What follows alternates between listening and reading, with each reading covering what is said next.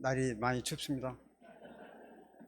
춥고 길이 미끄러운데 이렇게 넘어지지 않고 이렇게 오셨습니다. 직장 일하고 피곤하더라도 이 시간 잠에 넘어지지 않고 말씀을 보면 참으로 좋겠습니다. 아멘.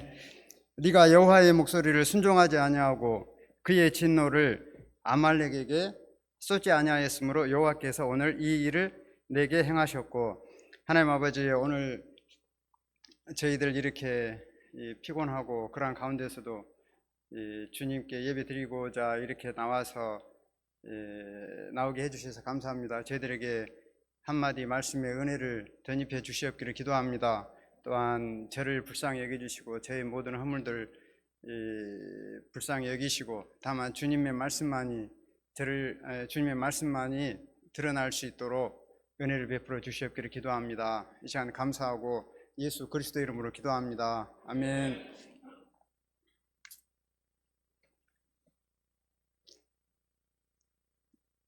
남녀 목자님, 혹시 내 인생에서 없애버리고 싶은 것이 있습니까?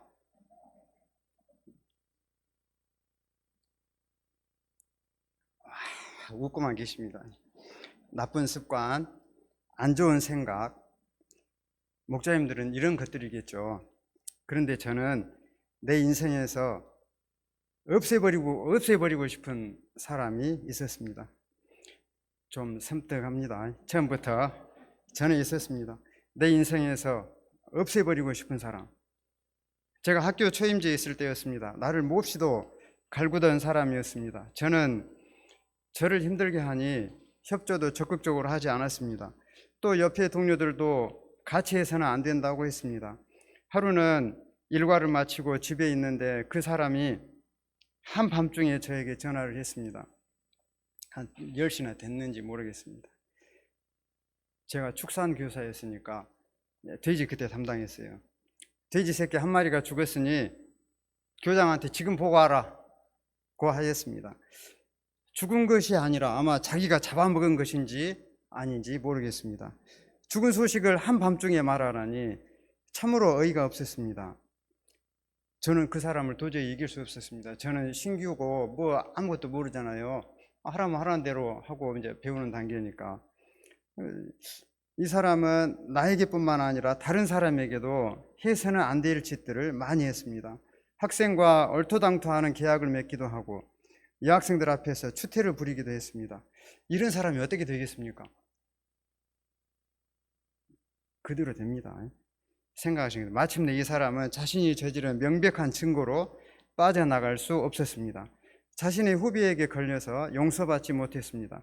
저 대신에 하나님은 다른 사람들을 쓰셔서 없애 버렸습니다. 이 사람은 먼 섬으로 좌천되어 갔습니다. 없어져 버렸습니다. 하나님이 없애 버렸습니다. 여기 본문에 나오는 사울에게도 없애 버려야 하는 사람이 있었습니다. 다윗이었습니다. 왕권이 다윗에게 넘어간다고 하기 때문이었습니다. 사울은 다윗을 죽이지 못하여 안달하였습니다. 마침 한 사람이 사울에게 신고했습니다. 다윗이 하길라산에 숨었나이다.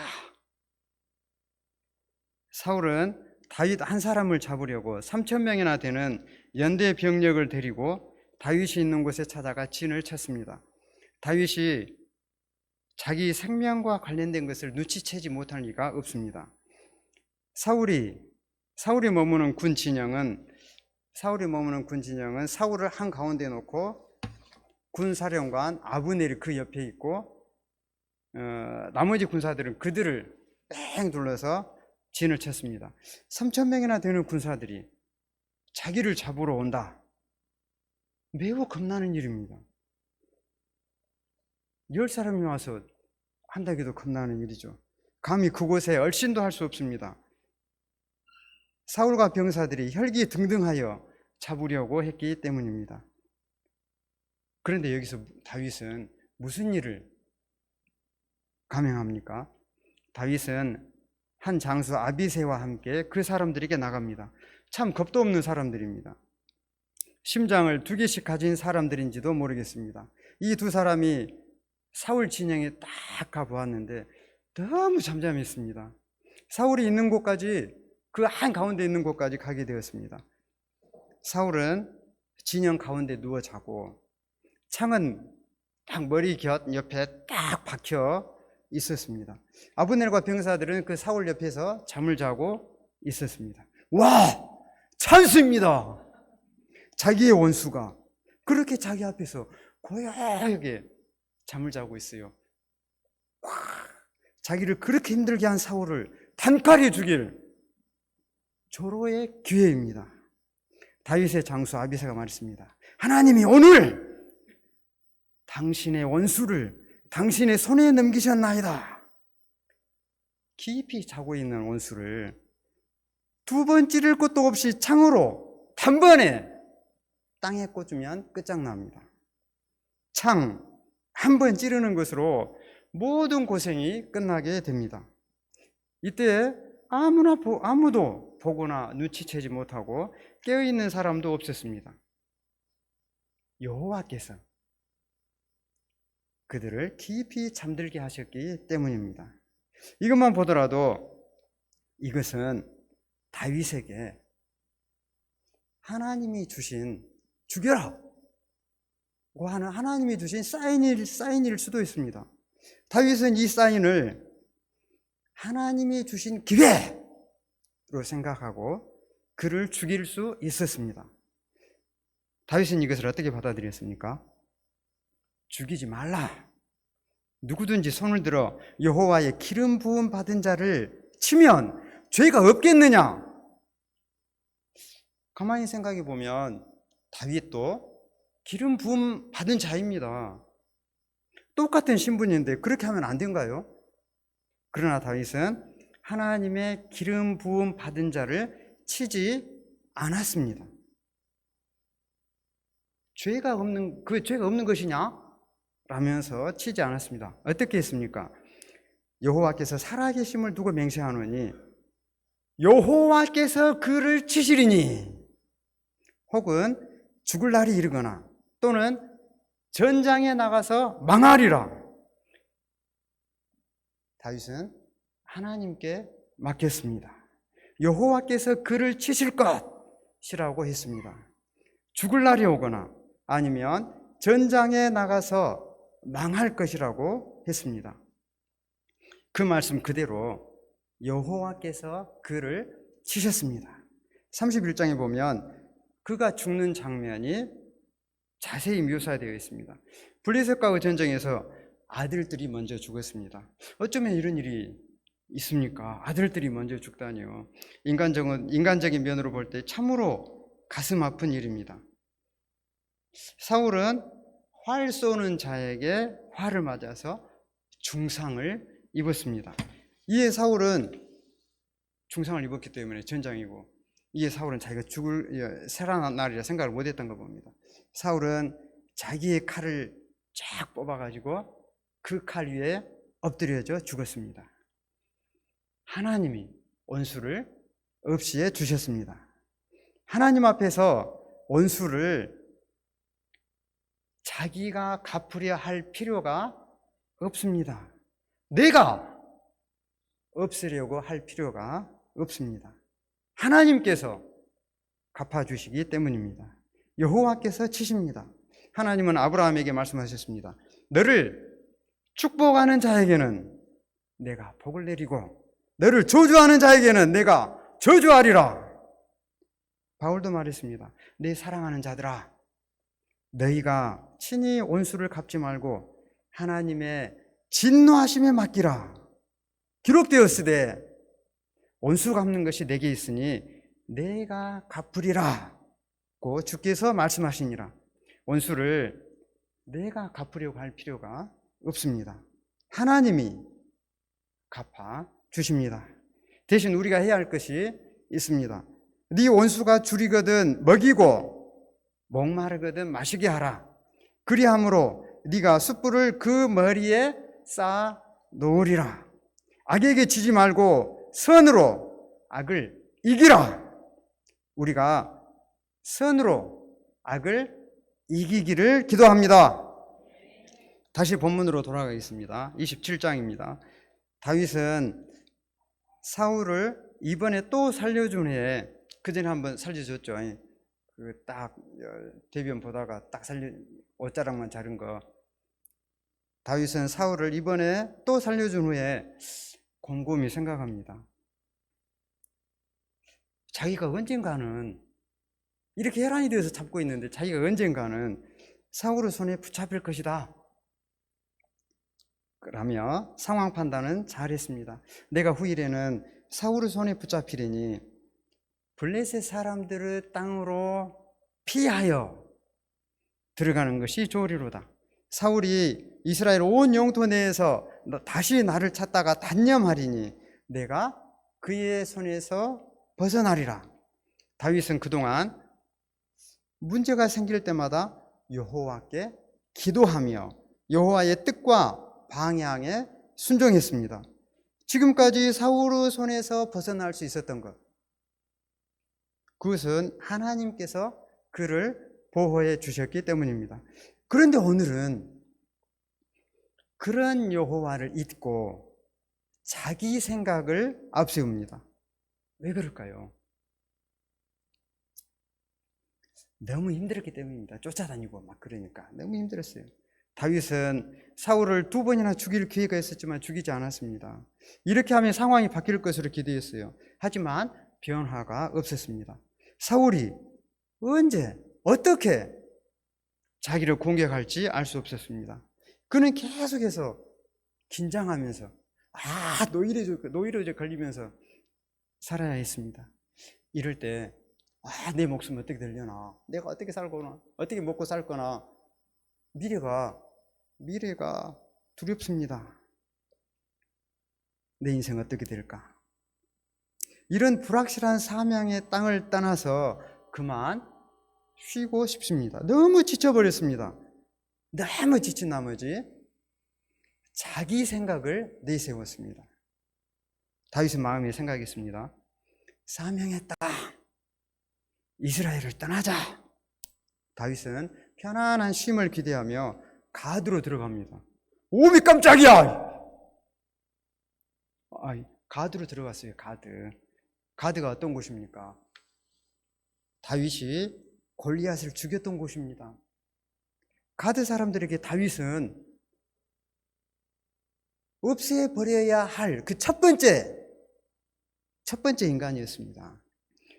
그런 곳으로 다윗은 갔습니다. 참으로 역설적인 일이 일어났습니다. 어쨌든 다윗의 생각대로 사울은 더 이상 다윗을 수색하지 않았습니다. 그리고 다윗은 이곳에서 이제 엄청난 살육을 저지릅니다. 자기가 과거에 했던 일이 탄로나지 않도록 하고자 주변에 있는 그 작은 민족들 공격하고 약탈하고 모든 사람들을 다 죽여버렸습니다. 그리고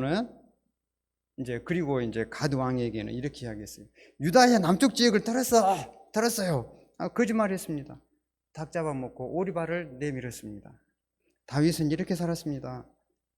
마침내 가드 왕 아기스가 이러한 다윗을 믿게 되었고 다윗을 영원히 자기 부하로 삼으려고 생각했습니다.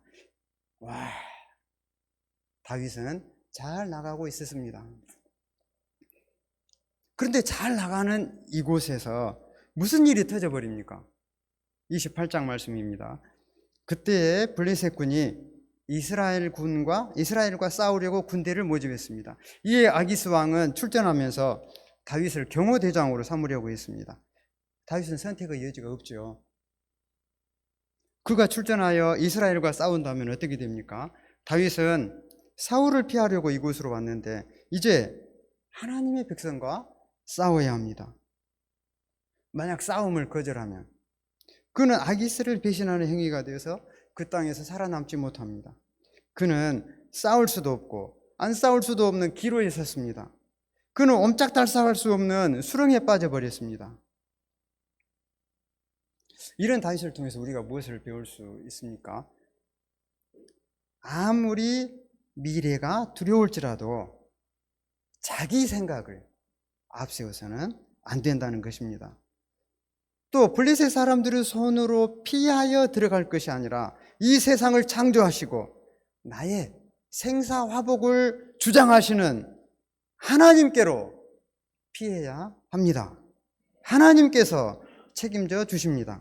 아무리 미래가 두려울지라도 끝까지 믿음으로 살아야 합니다. 뒤로 물러서지 말아야 합니다.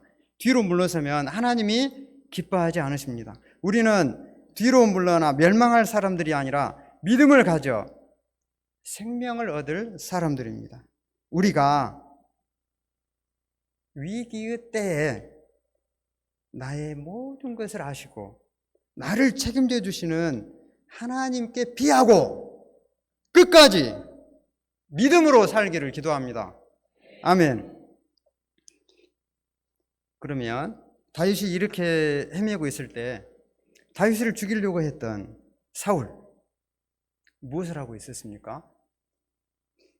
사울은 오히려 이러한 때에 잘하고 있었습니다. 목자 사무엘이 죽었어요. 목자 사무엘이 죽으니까 이제 무당들이 막 활개를 치는 거예요. 점쟁이들이 활개를 치고. 사울은 그들 모두를 쫓아냈습니다. 잘했습니다. 그는 하나님만을 섬기고자 했습니다. 이번에는 블레셋이 진을 치니 사울도 온 이스라엘을 모아 진을 쳤습니다. 도전을 받고 피하지 않고 맞서 싸웠습니다. 그런데 막상 적군의 진영을 보고 자신의 상황을 보고 현실을 보니까 두려워서 마음이 크게 떨렸습니다. 겁을 잔뜩 먹어버렸습니다. 그는 이 상황에서도 여호와 하나님께 물어봤습니다. 잘한 일입니다. 여호와 하나님께 기도하는 것. 박수 받을 만한 일입니다. 여기까지는 믿음의 사람으로 보입니다. 그러나 여호와께서는 꿈으로도 우림으로도 선지자로도 그에게 대답하지 않으셨습니다. 이에 사울은 이를 묘하게 처리합니다. 자기 손으로 쫓아낸 그 무당들 도로 찾아가서 도움을 구하고 있어요. 그래도 우상을 없애고 하나님께 기도하던 그가 왜 이렇게까지 되어버렸습니까?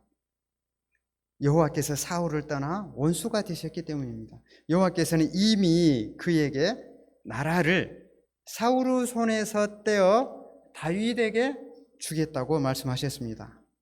이 모든 원인이 어디에 있습니까? 28장 18절 함께 읽어보겠습니다. 28장 18절 시작. 네가 여호와의 목소리를 순종하지 아니하고 그의 진노를 아말렉에게 쏟지 아니하였으므로 여호와께서 오늘 이 일을 내게 행하셨고 네가 여호와의 목소리를 순종하지 아니하고 사울은 여호와의 말씀을 듣지 않았습니다. 순종을 하지 않으면서 도움만 청하면 들어줍니까? 사울이 아무리 기도해도 여호와께서 대답하지 않으신 것은 그가 나름대로 살기 때문이었습니다. 그의 나라를 다윗에게 주게 되었습니다. 이스라엘의 역사를 아담으로부터 쭉 기록한 그 역대상에서도 그렇게 기록을 했대요. 쭉 기록한 그 역대상에서 사울에 대해서 이렇게 썼습니다. 사울이 죽은 것은 여호와께 범죄하였기 때문이라. 그가 여호와의 말씀을 지키지 아니하고 또 신접한 자에게 가르치기를 청하고 여호와께 묻지 아니하였으므로 여호와께서 그를 죽이시고 그 나라를 이새의 아들 다윗에게 넘겨주셨더라. 사울의 치명적인 죄는 여호와의 목소리를 순종하지 않은 것, 그리고 무당에게 찾아가 도움을 청한 것입니다. 이런 사울을 통해서 우리가 무엇을 배웁니까? 우리가 이 세상을 살아가면서 아무리 두려운 일을 만날지라도 무당을 찾아가서는 안 된다는 것입니다. 아무리 내 생각이 좋아 보여도 여호와의 말씀에 순종해야 한다는 것입니다. 우리 목자님들이 힘들다고, 어렵다고, 미래가 두렵다고 무당을 찾아가거나 어디 점집을 가지는 않을 것입니다. 우리가 두려운 일을 만나면 어떻게 해야 할까요? 자기 혼자서 해결하려고 해도 되나? 모르겠습니다. 자기 혼자서 해결하려고 해서는 안 됩니다. 자기 친구들을 찾아가서 돌파구를 찾으려고 해도 찾기는 조금 어려울 수 있습니다. 위로는 될 수 있겠죠. 자기 친구는 자기와 똑같은 수준의 사람이기에 똑같은 것을 찾을 수밖에 없습니다.